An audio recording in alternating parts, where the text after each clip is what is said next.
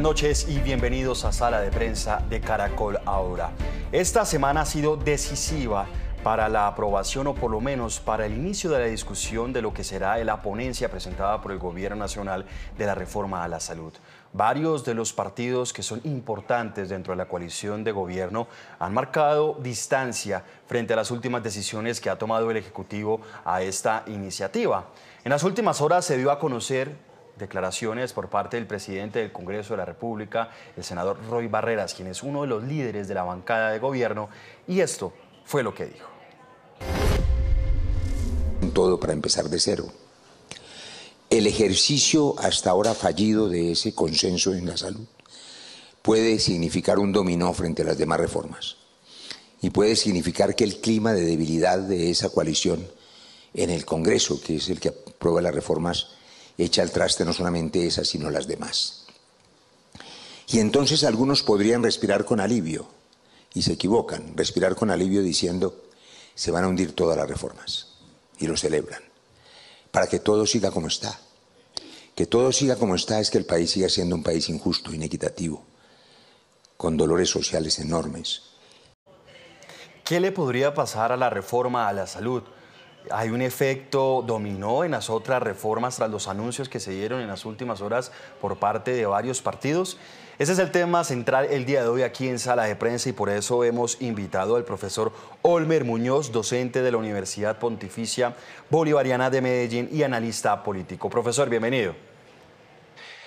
Muchas gracias por la invitación. Un saludo al profesor Carlos también por participar y un saludo muy especial a todas las familias de los soldados que murieron en recientes hechos violentos en el país. Así es. También saludamos a esta hora al docente, analista y especialista en comunicación política, Carlos Arias. Carlos, bienvenido. Buenas noches a todos. Buenas noches. Comienzo con el profesor Olmer. Profesor Olmer, la política es de sumas y restas. Acá las cifras son exactas y los votos están contados. Comisión séptima del Congreso de la República, Comisión séptima de la Cámara de Representantes. Liberales, Partido de la U, conservadores completan aproximadamente 14 votos contra la oposición, o mejor, partidos o los movimientos afines al gobierno que completarían entre 7 y 8 votos a favor de esta reforma. 14-8 estaría la votación de la ponencia que presentaría el gobierno de la reforma a la salud. Al día de hoy, si uno hace estas sumas y restas, digo restas porque pues la coalición del gobierno empezó a perder votos, uno puede decir que esa ponencia se hunde en caso de que se discutiera el día de hoy. Muchas gracias por la pregunta. Creo yo, pues espero no equivocarme, creo que para la comisión son 14 representantes que están allí, pero creo que el gobierno nacional, si bien estaba tratando de tener a su margen los votos de la coalición, creo que tendría muy pocos votos, tendría como 6 votos creo en esta Cámara, en la Comisión séptima de la Cámara de Representantes. El asunto que ya el profesor Carlos y yo lo habíamos advertido en otro programa también es de carácter delicado por varias razones. Por un lado, se cayó la reforma política que es, como bien lo decía el profesor Carlos, un desastre en materia de reformas políticas para el país. Y lo segundo que se viene es la discusión sobre el tema que está muy endeble, el tema de la reforma a la salud. Se caerá, pues en estos momentos contados los votos no tendría la coalición suficiente ni con el Partido Liberal, ni con el Partido de la U, ni por supuesto con el Centro Democrático que hace parte de un partido de oposición y eso lo pone en una seria dificultad. Ya con las palabras del senador Roy Barreras, pues evidentemente vemos un desgaste sobre todo en la manera de hacer el consenso sobre esta reforma. Es evidente que necesitamos hacer cambios en los temas de equidad del país. Eso nadie lo va a negar. Nadie puede estar en contra de eso. Pero bien sabemos que los partidos también tienen parte de lo que habíamos mencionado en un momento y es que el tema aquí no solamente es si se hacen las reformas, porque probablemente haya cosas que hay que hacer de fondo en el sistema de salud. Ya lo habíamos advertido, si la mermelada no alcanza, efectivamente estas reformas no pasan. Y eso hay que decírselo abiertamente al país. La responsabilidad política de los senadores y los representantes a la Cámara está en esa circunstancia y creo que más allá de que podamos martirizar o no a la ministra de Salud, lo que hay que pensar es la responsabilidad de la toma de decisiones sobre un asunto muy importante para el país. Aquí el consenso hay que hacerlo también sobre otras propuestas para mejorar el sistema de salud y esperemos no pensarlo en un cataclismo que se acabó el sistema de salud, sino simplemente que de buena manera hay que pensar en las reformas de fondo, pero pensando en que los partidos también tienen una gran responsabilidad para discutirlo abiertamente al país. Creo que recurrir a asuntos plebiscitarios para que se presione a que las reformas entren tal como se presentan por el gobierno, creo que es una mala jugada y el síntoma de Roy Barreras demuestra el desgaste que tienen no solamente en el pacto histórico, sino también en otras coaliciones que seguramente no le van a jugar en otros proyectos al gobierno nacional. Ese es otro de los síntomas que ha venido generando la reforma a la salud. Incluso el Partido Conservador y el Partido de la U han anunciado que van a presentar una propuesta de reforma de manera conjunta, dar una nueva propuesta con los puntos que para ellos son fundamentales y trascendentales y que debieron estar dentro de ese documento que habría presentado el Gobierno Nacional para esa primera ponencia en la Comisión Séptima de la Cámara de Representantes. Profesor Carlos Arias, uno puede decir que se está dando un efecto dominó. ¿Por qué digo efecto dominó? Y estoy obviamente recuperando las palabras que dijo el mismo presidente del Congreso. Se hundió la reforma política. Prácticamente la oposición salió victoriosa y la presión que se dio durante esos debates para hundir este proyecto. Se está hundiendo esta ponencia de reforma a la salud. Ahora se van a enfrentar a una reforma laboral que se están metiendo con los empresarios del país, que es una agremiación bastante fuerte y que ha lanzado fuertes críticas y preocupaciones, e incluso también algunos sectores de los trabajadores. Pero también viene una reforma pensional y se están metiendo con los fondos. ¿Qué podría pasar también con estas reformas? ¿Podría darse ese efecto dominó, teniendo en cuenta lo que dijo el presidente del Congreso, que no están consolidadas las fuerzas de la coalición de gobierno? Uy, son muchas preguntas en una. Voy a intentar responderla, pero me parece importante hacer un contexto, espero breve, inicial. La reforma política se hunde por Roy Barreras. Y que él hoy quiera salir a decir que es que la coalición y es que el Congreso no respondió. No, la reforma política se hunde porque Roy Barreras le metió 3 micos gigantescos que parecían orangutanes. Y eso hay que tenerlo claro. Entonces, la responsabilidad política del gobierno, claro que la tiene, porque finalmente Roy Barreras presentó una reforma política que debió haber sido revisada y vigilada por el partido de gobierno, que fue el que terminó, básicamente terminó de hundirla. María José Pizarro la hundió, varios congresistas se opusieron. Ahora bien, esto no solamente es un contexto de detalles, sino que me permite responder la pregunta a fondo suya, y es que las reformas se están hundiendo en dominó, para empezar a responder, por culpa del mismo gobierno. Por culpa del mismo gobierno que no ha generado los consensos necesarios y porque no ha entendido las dinámicas políticas, porque es muy fácil indignarse y ser oposición durante décadas y llegar al gobierno a aprender a gobernar. Y aprender a gobernar significa que las reformas no se decretan. Las reformas, al igual que la paz, se concerta y se concilia. De allí que la gran estructura de este edificio de reformas del gobierno, que es la paz total, también se esté tambaleando.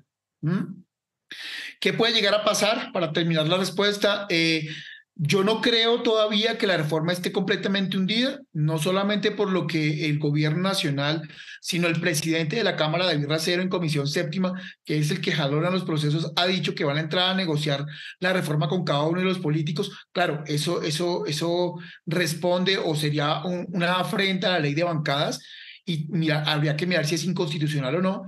Pero es una forma y es un mecanismo, y es posible. ¿Por qué? Porque muchos congresistas del Partido Liberal y muchos congresistas del Partido de la U, del Partido Conservador, algunos dicen que de la U también, podrían ser esquiroles a las decisiones de sus directores de bancada.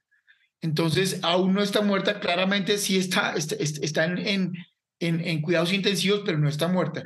Y si eso llegara a pasar, el efecto dominó sí se empezaría a dar, porque mostraría debilidad institucional. Y cuando hay debilidad institucional, los partidos entran a negociar mucho más duro su mermelada. Y puede que esa mermelada ya no alcance para las otras reformas. Profesor Olmer, ustedes mencionan con Carlos algo que es fundamental y que ha sido fundamental para la aprobación de las reformas de varios gobiernos en nuestro país, y es esa mermelada. Otros le han dicho la arequipe, otros le dicen la tajada. Bueno, eso ha pasado por diferentes administraciones. Me llama algo mucho la atención el día de ayer, profesor Olmer, y es que después de que se da a conocer esta postura del Partido Conservador, esta postura del Partido Liberal, el Partido de la U, el presidente Gustavo Petro anuncia un cambio de gabinete. Dice que un cambio de gabinete para la paz. Él enfocando, pues obviamente esa es la gran bandera de este gobierno, la paz total. Este cambio de gabinete, ¿será que es una reacción y un llamado a decir, bueno, vamos a cambiar el gabinete y vamos a empezar a fortalecer fuerzas? Pues yo creo que en parte es cierto, y además hay que decir lo siguiente. En materia de gobierno con el presidente Gustavo Petro, también lo hemos reiterado, el tema de gobernabilidad es clave en cualquier estado del mundo. Si el gobierno es incapaz, sobre todo porque yo lo he dicho varias veces, el presidente Gustavo Petro es insistente en una gran cantidad de iniciativas que tienen muy poca realidad, muchas de ellas. En efecto, la responsabilidad política tanto de Roy Barreras como de Ariel Ávila, de la señorita Pizarro, con respecto a las reformas es directa. O sea, aquí ellos tienen una responsabilidad en que ha fracasado en el consenso con los otros partidos. Además, anoto lo siguiente que es muy importante. Hoy la ministra Corcho ha dicho que ¿por qué no dejan hacer la reforma? Es que la reforma no se puede hacer solamente a pupitrazo limpio, sino que tiene que discutirse pues, más de 150 artículos que tiene la reforma en este momento. Eso marca un asunto muy grave para el país, y es que la debilidad institucional no solamente se está marcando por ministros que cometen serios errores en materia comunicacional. Dos, materia de gobierno nacional, donde el tema de la seguridad está desbordado, como lo ha presentado hoy el fiscal general de la Nación. Tres, tenemos serios problemas, no se ha resuelto el tema del paro del Bajo Cauca, y el presidente creo que en lugar de estar atendiendo temas de gobierno, creo que debería reducir la agenda externa para dedicarse a los asuntos domésticos. Aquí es el tema de gobierno y estabilidad, gobernanza y estabilidad. Y eso lo que le preocupa al colombiano de a pie es que esto va a tener repercusiones, no solamente en temas inflacionarios. Hoy sube el Banco de la República nuevamente tasas de interés. Entonces, la inestabilidad se le está fragmentando al presidente en muchos ámbitos, y creo yo que los partidos que están reaccionando ante la imposibilidad que va a tener fiscalmente el gobierno para repartir parte de esa mermelada con ministerios u otras entidades descentralizadas, tiene que ver también con la responsabilidad de los partidos para mirar hacia adelante cuál va a ser las mejores medidas para el país. El gobierno está fracasando en aquello que ha prometido, porque lo dijimos también el doctor Carlos y yo en su momento, ha planteado un asunto que es quimérico, es un Estado que es irreal, solamente habita en la idea del presidente Gustavo Petro, pero gobernando, se está dando cuenta que está hablando de 50 millones de personas con una serie de repercusiones regionales y nacionales muy directas.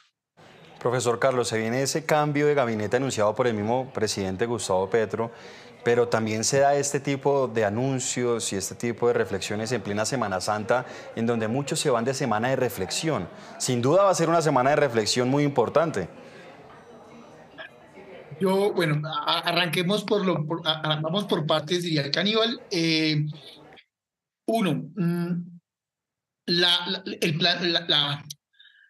la comunicación del presidente a mí me parece, desde mi mirada muy angulosa y un poco crítica, me parece como o nos hacemos pasito o les quito los ministerios. Es decir, o ustedes me apoyan, o a los directores de las bancadas les quito las dádivas que les he entregado y por eso voy a cambiar de ministerios.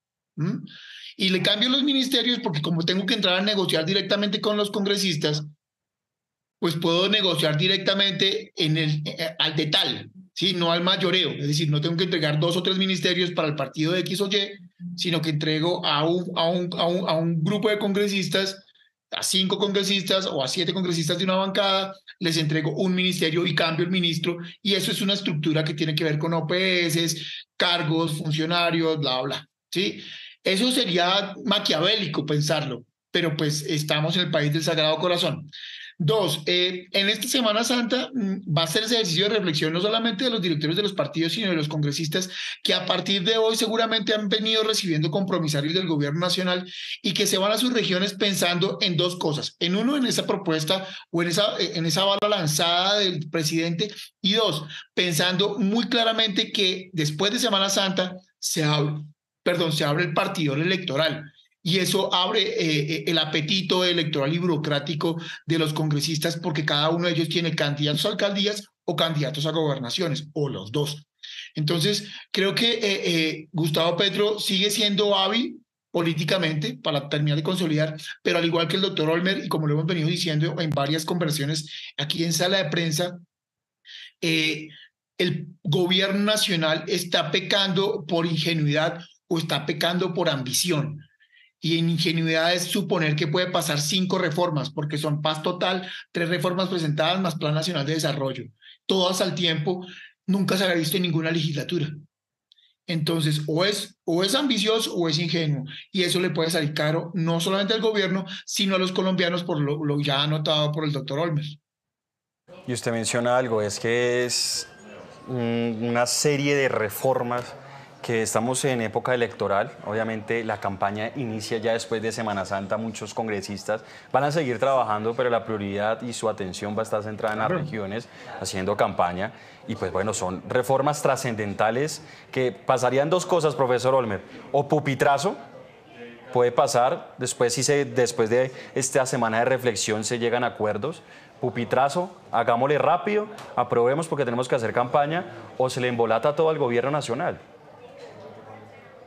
Difícil lo del pupitrazo y muy riesgoso porque el país está en una ebullición en muchos aspectos. Vuelvo y les digo, el tema económico nos está apretando a todos los colombianos y si bien el presidente de buena fe quiere que todos estemos en una mejor condición, en estos momentos no lo está logrando. Y creo yo que el tema también de la paz total, los enredos que tienen que ver jurídicos sobre el tema del tratamiento a los delincuentes, los grupos armados, el enredo con la negociación del ELN, es muy complicado que se mantenga en la estabilidad el gobierno nacional. Entonces, pupitrazo, difícil.